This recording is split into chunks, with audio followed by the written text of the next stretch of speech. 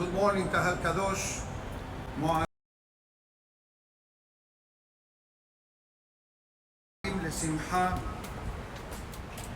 L'Simcha to everybody. Today, Erev Shabbat Chol HaMoed, the 18th day of the 24th of September.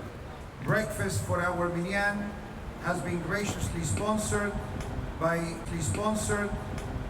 Mrs. Tubia Shimonov, as well as Mr. and Mrs. Rafael Shimonov and family.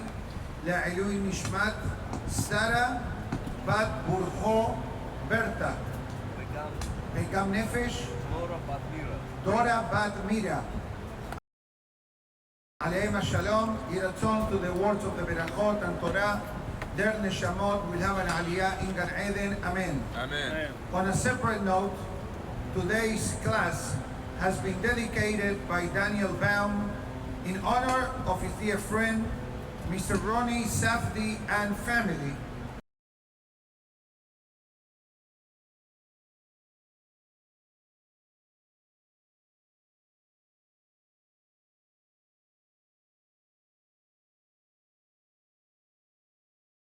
Mr. Ronnie Safdi and family, which, as some of you may have heard, he was the lucky winner of Sefer Torah raffle number 10 by a ticket purchased to him as a gift by Yaakov Kovi Cohen.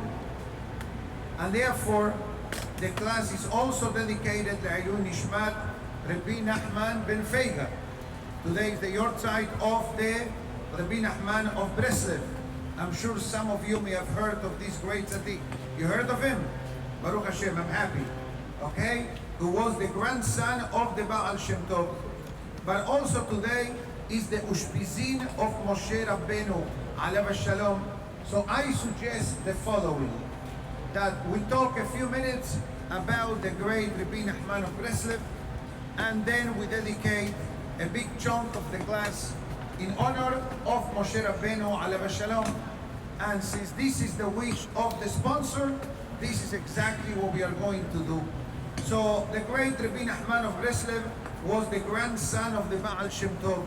I don't think he needs my introduction.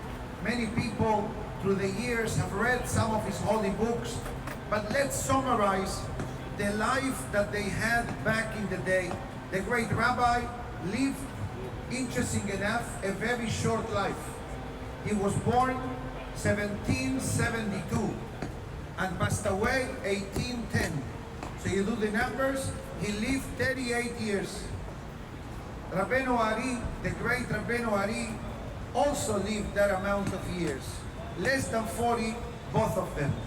But Tzaddikim, they expedite their life in this world by their holiness and greatness. So before we move to Moshe Rabbenu, there were certain concepts that they were activated back then in the day. We need to remember that Am Israel lived a very precarious life back then, especially that this took place after the Gezerot Tah Betat. Gezerot Tah Betat, this refers to a catastrophic time in Jewish history in the year 1648, 1649, how the life of the Yehudim were worthless, and hundreds upon hundreds of thousands of Yehudim, lo alenu velo alechem, were literally removed from the world. And since we have a very young audience today, I'll keep it mild and proper for everyone. But definitely we need to understand, when 300,000 Yehudim are murdered in a short period of time nearby where the person lives, you feel the pain. It's like you drive Hamavdil, you drive to Surfside. Okay, I'm not sure how many here drive to Surfside, but I'll make the effort. Whenever I drive down there, I stop.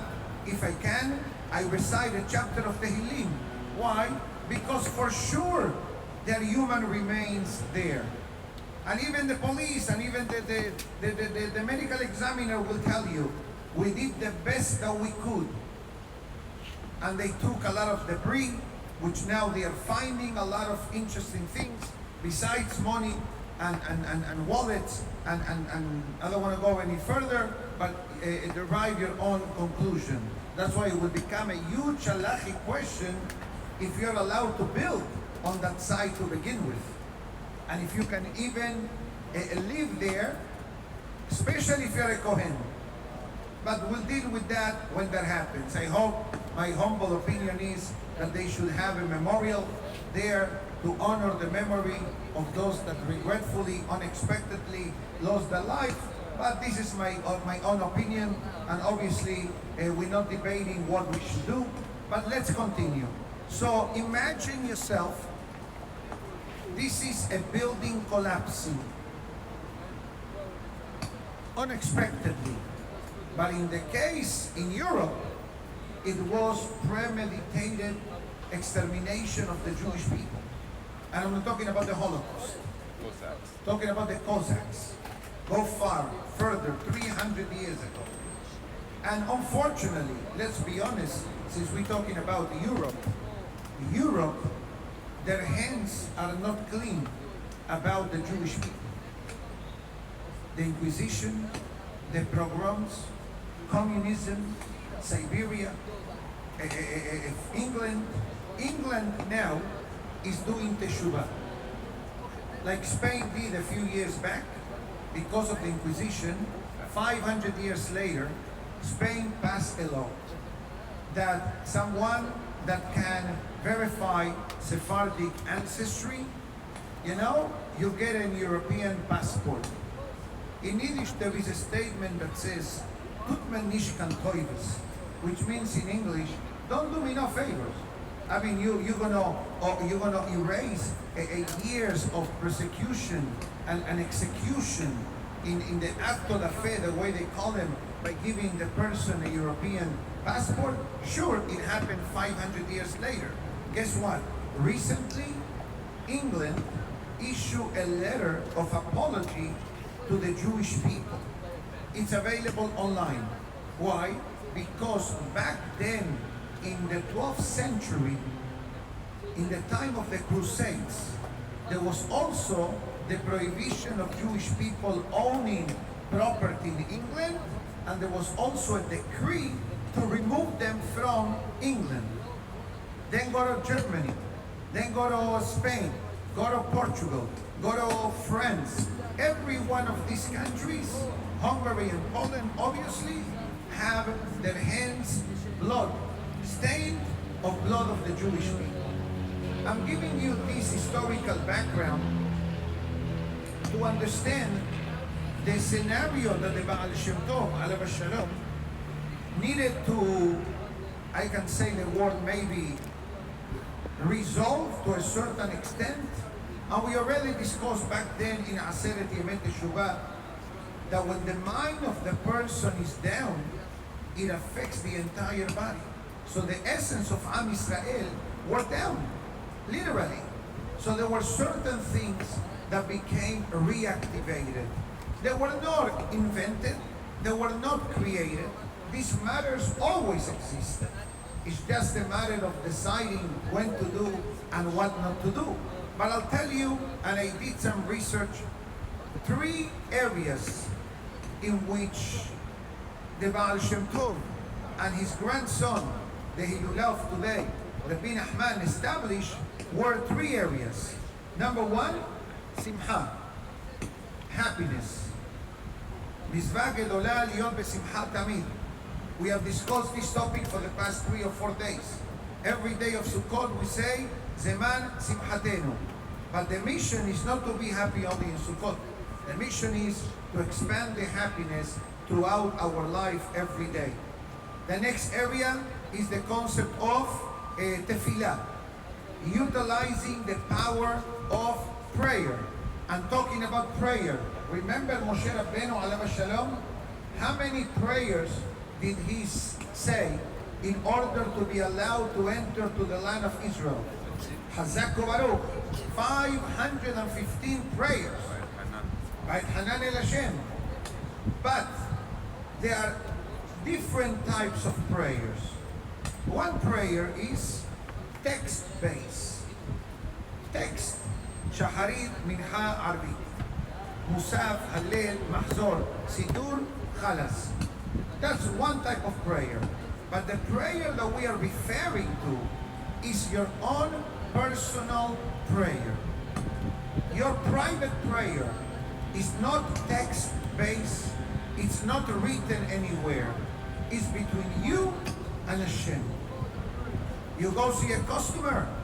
Hashem, help me to have a good meeting. You're going to go see a doctor. Hashem, help me to have good news. You're going to travel. Hashem, help me to have a safe trip. You're going to give a class. Hashem, help me to say the right things. Whatever situation a person has in life, there is a prayer for it. And I repeat, you can say it anytime. There is nobody synchronizing you. How long did that prayer took you? There is no fixed time. You can do it any day of any moment of the day and any day of your life. But as the commercial says, just do it. Right? There is such a commercial? From who?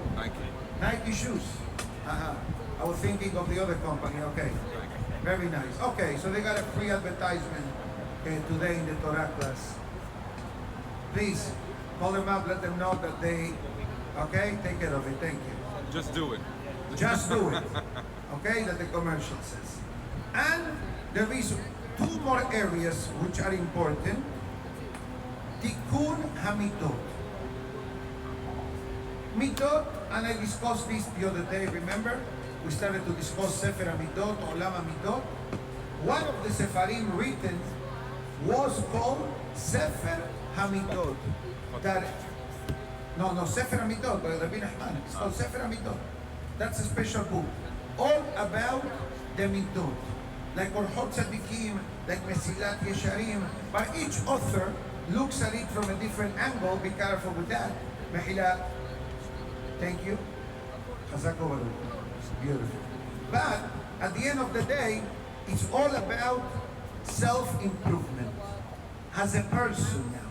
We're not dealing with spirituality now. We're dealing now with personal behavior as a person.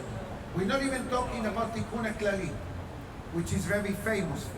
The 10 chapters of Tehillim selected from the book of Tehillim, that they are the cure of all situations and all moments, especially when it comes to the topic of personal holiness, personal godliness, Shemirat HaBerit, etc. A couple of statements by the great rabbi was Mitzvah Gedolah Liot Besimcha Tamid. It's a great concept, a great deed for the person to be happy, and something that we learned yesterday, the celebration of Sukkot, Zeman Simchatenu, we joining God in His happiness or forgiveness to Am Israel, and no doubt that a person that is happy becomes a magnet for godliness. And when I mean godliness, means that Hashem is with the person. Who doesn't want Hashem to be with him or with her? We all want it. But I'll tell you certain things that keep God away from the person. Anger, laziness, vulgarity, lack of modesty, and mockery. Deceitfulness, and I believe these are 6 or 7 items that I mentioned. Lying. Dover shekarim lo yikon leneged einai, the pasuk says. Somebody who lies, ga'ava, lying, anger, mockery, all these are, how do I say this, detriments to welcome God, to welcome Hashem into our life.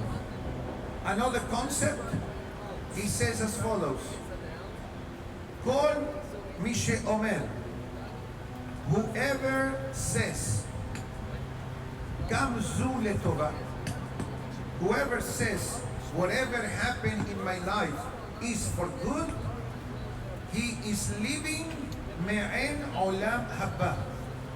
These are heavy words. These are heavy words. Let's explain this. What does it mean Olam Haba? Olam Haba, you want a sample of Olam Haba? Shabbat. Me'en Olam Haba, Yom Shabbat, Yom Menucha. Can you imagine living all week on Shabbat mode? Mashiach times. Now, he gives us a formula how to live Mashiach times today. How? Kol, and he says, Kol iro'otav shel hayab letovah. It's not automatic, it's not easy. It's easier said than done. That everything is for good. Because sometimes, and we know some situations in life which are very sad, very stressful, very painful. You know, I don't want to go too far, but you know what I'm referring to. And yet we don't understand. But this is what our emunah and bitachon needs to become activated. For that reason, God forbid, somebody passes away in Chol HaMoed or in Yom Tov, when you start Shiva, after the holiday. Why? Because, yes, it's a sad moment for this family, but it's the simcha of all of Am Israel. And when something affects all of Am Israel, that takes precedent even over the halakha of Avelut.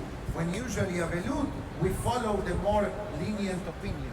That's the way the halakha is, because Avelut by itself is challenging. So I think that we covered some of the highlights of the great Rabbi Nachman ben Faige alav shalom. Let's move over now to Aharon Habib, Moshe Rabbenu, right? Moshe Raya Mehemna. Without Moshe Rabbenu, we will not be here, we will not exist as a nation, and we will not even have the Torah. As the Pasuk writes, Zichru Torah Moshe Abdi. Remember the Torah of Moshe, my servant. What does it mean? God calls the Torah belongs to Moshe Rabbenu. Not only that, the Gemara says, the moment that a child is able to talk, what is the first pasuk you teach your child? Torah sivalanu Moshe, morasha kehilat Yaakov. Not even Shema Israel. First Torah. Let him be the first word that he or she learns is the word Torah. Torah sivalanu Moshe. We say Moshe emet, betorato emet. And we know, and Baruch Hashem, I'm talking to a knowledgeable and a wonderful audience remotely and live, that what can we say about Moshe Rabbenu? How many times he saved our life? Not only in Egypt, but out of Egypt. In the 40 years of the desert, how many times we rebelled against HaKadosh Baruch Hu? Already the Mishnah tells us, Asara Nisyonot. 10 times we created havoc and rebellion. And every one of them, Moshe Rabbeinu stepped up to the plate and brought the solution for Am Israel. Although sometimes the solution was catastrophic. Like in the case of Korah, as B'Shalom, or the case of the Merakalim, or the case of Selofhad. But at the end of the day, we had more chances to disappear than to survive in the desert. And that's the reason why we know that during our 40-year journey in the desert, Bnei Israel experienced 3 constant miracles in honor of 3 tzaddikim. The daily manna came in honor of Moshe Rabbeinu. The Ananei Kavod, which is represented by the Sukkah, the clouds of glory, by Aharon. And Miriam was the Be'er Miriam. So what happened when Miriam passed away? There was no water. That's what the story of the Moshe Rabbeinu hit the rock. Why they ran out of water? They had water for 40 years. Yeah, but Miriam passed away and there was no plan B. Aharon passed away, the Jewish people were attacked. Why they were attacked? Because the Ananei Kavod were gone. And that's why once the Ananei Kavod were gone, one of the benefits of the Ananei Kavod was that made the Jewish people invisible. What does that mean, invisible? You were visible to one another, but to the outside world, they would just see a cloud traveling. That's what's written in the holy books. And that's why Amalek attacked. In the beginning, Who did the Amalek attack? Arab Rab, because they were not protected by the Ananei Kavod. The Egyptians who left Egypt out of convenience did not qualify for membership in the Ananei Kavod. They were not allowed to vote. They did not have US citizenship. So guess what? They were not protected by the clouds. Suddenly the Amalekim, what does he say? A handful of people traveling, a handful of people traveling in the desert, for sure that the Jewish people are next to them. And that's why one of the, let's call it, the miracles of the Ananei Kavod was that any nation that will attempt to attack the Jewish people, the Ananei Kavod will bounce back that missile, that arrow to the sender. You know when you say back to sender? That's exactly where that came from the Ananei Kavod. What happens now? Aharon HaKohen passed away, Miriam HaNeviah passed away. Who do we have left? Moshe Rabbenu. Guess what? In the Zechut of Moshe Rabbenu, all these three miracles were reinstated. The clouds of glory, the Gemara, right? Clouds of glory, the water of Miriam, and obviously the man that continued coming down non-stop for 40 years, except Shabbat and Yom Tov. But I think that is important to go back a minute to the early days of Moshe Rabbenu. Yes, we all know Moshe Rabbenu was born premature. Premature. He was a premature baby. 7 months pregnant was his mother Yocheved, which was the second marriage with Amram. Remember the story that Pharaoh made a decree and he says all the boys to be cast into the Nile River, but the girls let them live. What did Amram do? Which Amram was the head of the Sanhedrin back then, the chief rabbi of Israel was Amram. He divorced his wife, Yocheved. The moment that she divorced him, all the Leviim divorced their wives. Until Miriam comes, the famous story that Miriam says to her father Amram, "You're worse than Pharaoh. Pharaoh made a decree only on the boys, but you made a decree on the boys and the girls." So what did he do? He recognized his mistake. He remarried Yocheved, and from that second marriage, Moshe Rabbenu was born. This is how Moshe Rabbenu was born. Yani, so who do we attribute the birth of Moshe? To Miriam. But that could have only be possible if Amram had anava, had humility. Imagine yourself if your daughter, your 5-year-old child, comes and tells you, "You're worse than Pharaoh." What's going to be your reaction? Don't answer, because you're going to go public. Okay? We're not going to say, "Child, we don't want child protective services." God forbid. But in the olden days, what you would have done, go to your room, go play with your dolls, unless you use the shahata. Okay? But what did he say? You are right. You are right. That humility of Amram was transferred over to Moshe Rabbenu. Because if Amram is not humble and he recognizes that he made a mistake, who knows how our history would have been? Who would have known even if Moshe Rabbenu would have been born into the world? So we see now all the pieces of the puzzle, come into place. And where do we know that Moshe Rabbenu was born premature? Because the pasuk says that Yocheved kept Moshe as a baby for 3 months. The Egyptians kept track of the pregnancy of the Jewish women. And they came to inspect. 100%. 100%. This is how Moshe Rabbenu was born. Moshe Rabbenu was born Mahul. Moshe Rabbenu was born with the Berit Milah. But you know what was one of the greatest mitzvot of Moshe Rabbenu besides humility? Noseh be'ol im havero. Sharing the pain of others. I'll tell you how was the life of Moshe Rabbenu. You'll be surprised.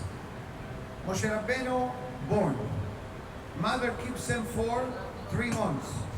Before the Egyptians come and take the baby, put him into the water. The day that Moshe Rabbenu was put into the water, you know when was it? The 6th day of Sivan, when the Torah was going to be given to Am Israel 80 years later in the celebration of Shavuot. And that's, if you do the numbers, 3 months premature is the 7th of Adar. That's when Moshe Rabbenu was born. That's when Moshe Rabbenu passed away. By the way, if you have a Jewish calendar, check it out. I want you to let me know when will be the 7th of Adar this coming year. There is a calculation that you need to do. The night of the Ushpizin Adar Sheni or Adar Rishon? is a great question. I want to know both. And based on that, I'll tell you if I like it. Adar Rishon. Show me. Okay? That's it. Thursday. Okay? Aharon HaKohen, Rosh Chodesh, Heshvan, Menachem Av, rather the same thing. So Moshe Rabbeinu is adopted by Paro. Now, remember the story, what happened in the adoption process of Paro? Batya rescues Moshe, right? Beautiful. Batya is one of the few individuals, not only the only Egyptian women who left Egypt, but actually went to Gan Eden alive. She is merited by saving Moshe Rabbenu, going against her own father. Going against her own father. And this is how HaKadosh Baruch Hu, the person, sometimes the enemies plan things against Am Israel. And Hashem, in His infinite mercy, brings the salvation actually from the actual source of the animosity against God and the Jewish people. So remember the story that one day Moshe Rabbenu took the crown from Paro? Remember that? So what happened? Right, so Moshe Rabbenu, right, so now there is an issue. If Moshe turns to the crown, it's a problem. And if he touches the gold, the hot coils, it means that he got attracted by the glitter and the light. And Moshe Rabbenu was about to touch the gold. Malach Michael came, pushed the hand, so to speak, the way the Midrash writes, and he burned his fingertips, and now he burned his tongue. You know what the holy books tell us? That burning of the fingers and subsequent burning of the tongue is called libun. Moshe Rabbenu needed to kasherize his lips. Why? Because when Moshe Rabbenu was adopted by Batya, they brought the Egyptians women to nurse Moshe, but Moshe Rabbenu refused to nurse from them until Batya said, let me bring you a Jewish nurse, which was the mother, and she nursed Moshe. That's beautiful, but the lips of Moshe touched body of Tum'ah. So now, in order to kasherize the lips and the tongue, now they needed to burn them. And that's why the Pasuk says, Aral Sefatayim. Moshe Rabbenu stuttered for a certain slurring of the speech. Right? The lisp. Right. When he was talking, he wasn't, and Moshe Rabbenu was not an eloquent speaker. Obviously, who am I to say that? But when the Pasuk tells you that he had a lisp or stuttering or wasn't talking normal, so stay quiet. But the Gemara says no. Shekhinah medaberet mitoch gerono shel Moshe Rabbenu. Moshe Rabbenu needed to do one thing. Open your mouth. And God will do the talk. And the Pasuk says in the book of Tehillim, Arhevet bicha ba'malehu. God says, open your mouth, I will fill it up. I see this miracle every day. Somebody asked me, what are you going to talk about? I said, come to the class and you'll hear God's message. Obviously, we scan things before, I write a couple of notes, but how it's going to develop, you will make that difference. And that's the reason why Moshe Rabbenu needed to cacheterize his mouth and his lips, because they touch the body of a Goya. Interesting concept that we learn from Moshe Rabbenu.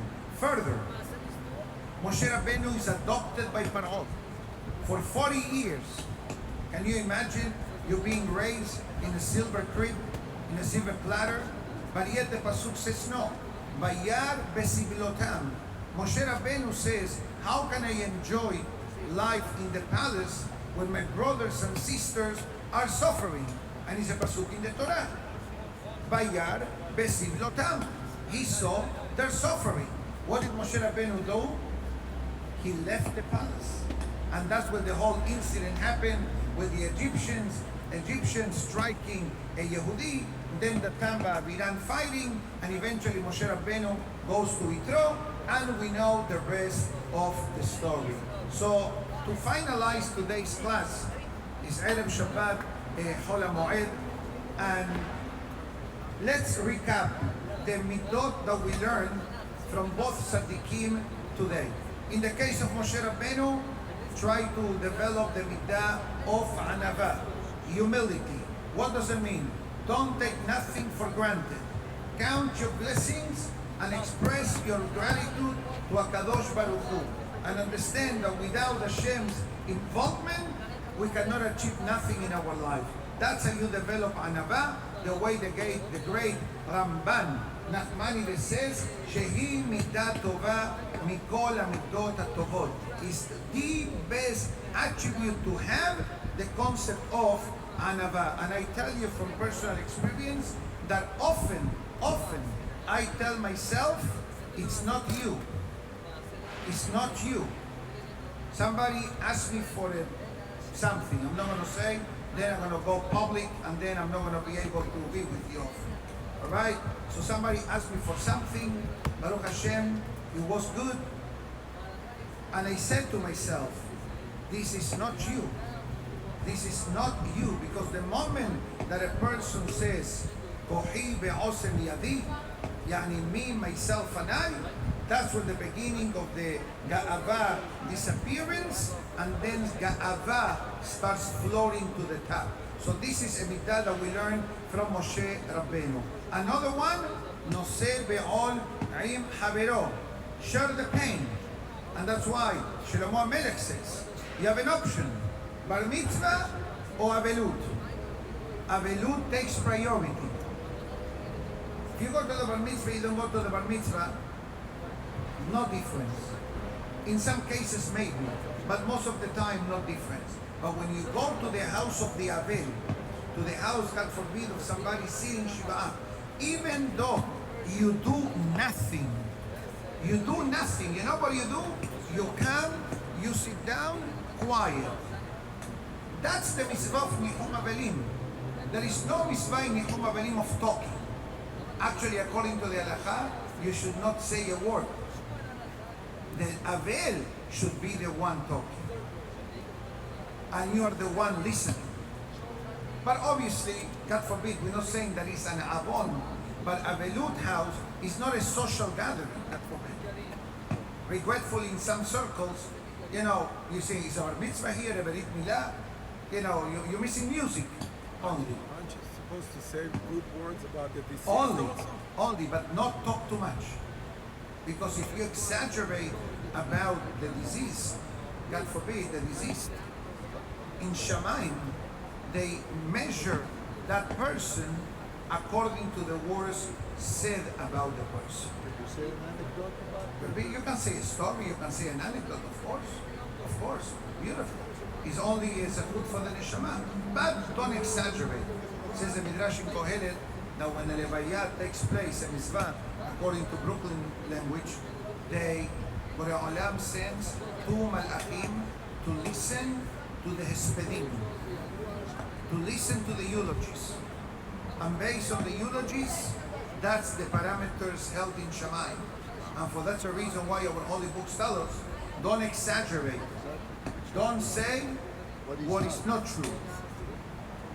Don't say. but you cannot also verbalize averot that a dead person did. You're not allowed to. Why? Because you may order the din on the person. Be mild, be cautious, and as a rabbi that I talk a lot, as you know, and I'm humble on that topic, believe me that you need to think twice before you speak in a eulogy, God forbid, because you don't want to exaggerate and say things which are more of somebody who lived a Torah-oriented life and not somebody that just gave extra charity. Shamayim knows the truth. Why do they need the eulogy to confirm it? Excellent question. Shamayim wants to know if the person developed the investment. Your neshama is an IPO. When you are born, your neshama is an IPO. How that IPO is developed, how that investment is developed. Shamayim doesn't know that? Shamayim take a step back when it comes to matters of earth. השמיים שמיים להשם, בארץ נתן לבני אדם. צדיק גוזר, הקדוש ברוך הוא מקיים. There is like a certain protocol that shamayim follows. And that's what Moshe Rabbenu says, לא בשמיים היא, ולא מעבר לים היא. You live on the physical world, we need to work according to the physical aspect of life. Spiritual matters are after 120 years, the person leaves the world. Now, that was on Moshe Rabbenu. Another lesson that we mentioned from Rabbi Nachman, right? Simha, happiness. Understanding that everything that happens is for a good reason. Seize the moment to pray any time, any moment of the day. Sit down, talk to God. It was a dut, I didn't speak much, but there is such a concept that our holy rabbis talk about it. The Hida brings it, the Ramak brings them. The Pasuk says about Yitzhak Avinu, Vayesei Yitzhak Lasuah Basadeh. What's the meaning of Lasuah Basadeh? To talk to Hashem. Privately. You talk to God. You can talk to God in any language, from your car, from your office, from your airplane, from your mind. That was one of the things that the great Rabbi Nachman brought on the day of his Elullah, and the very famous topic known as Tikkun HaKelali. The Tikkun HaKelali, the hand-picked 10 selected chapters of the Tehillim, which are above anything else a spiritual remedy for averot committed by men with the Berit Milah, but as the Pasuk calls it, Tikkun HaKelali is a remedy for all situations, all challenges, and all hardships of life. So here at Rabotai, that the zechut of Moshe Rabbenu alav shalom be yagena alenu, be shield upon us, and obviously the zechut of Rabbi Nachman as well. And we say Tizkela Mitzvot to Raphael Shimonov for graciously sponsoring today's breakfast, Le'ilun Nishmat, the beloved relative, and Hamavdil Daniel Baum for sponsoring today's class, honoring Ronnie Safli and family. Be'ezat Hashem will resume the live recording Sunday morning. To iTorah.com we say Moadim Lesimcha, as well to our Kahal here present, Moadim Lesimcha, Tizkol Shanim Rabot, and Shabbat Shalom to everyone. Baruch Adonai Le'olam, Amen ve'amen. Rabbi Hananiah ben Akashi Omer, רצה הקדוש ברוך הוא לזכות את ישראל לפיכך. הרבה להם תורה מצוות שנאמר, אדוני חפש למען צדקו, יגדיל תורה